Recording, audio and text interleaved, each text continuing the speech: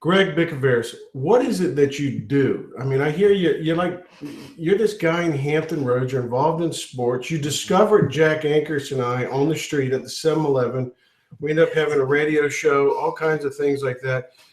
But you do a lot of stuff. I mean, you're behind the scenes with NFL, like Richmond. What's going on in Richmond this weekend? This weekend, NASCAR on Fox at Richmond at the Raceway. It's going to be a lot of fun. 3-day event. Mm-hmm. I'm really excited because this year the race is now on a Sunday during the daytime, which is more family friendly, as you know, as opposed to Saturday night.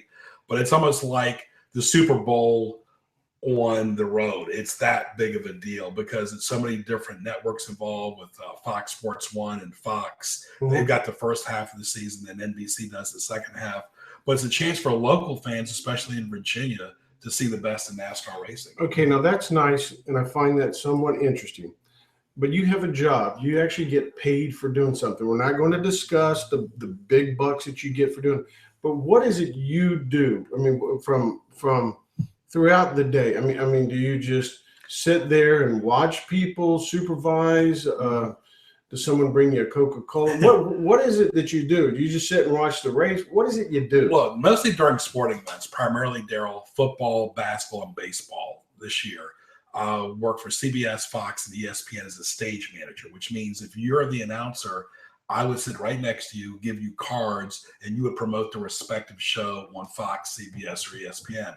I'm also the eyes and ears for the people in the truck behind the scenes that don't know what's going on exactly in the front of the court or in front of the field. They're looking for the announcers. There's a lot of people in the booth that talk to the associate director, the producer, and director, and I pretty much work hand in hand with the play-by-play announcer, give him cards as they read the promotions. The reason they do the promos is because people are watching these live sporting events and they want to promote their other programs.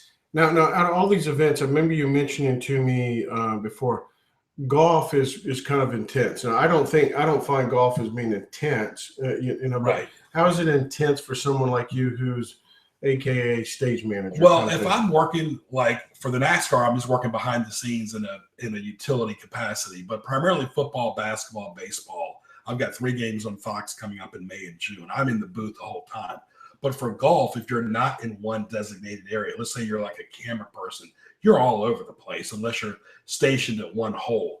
The golf and NASCAR, Daryl, are just so big because of the field it is, the state of it, the entire circumference of the playing field, a lot different from a small basketball court, an indoor event, which the weather is not affected by. Golf and NASCAR is affected by weather. It's a big space. It's a lot of cable, and it's a lot of communication with that.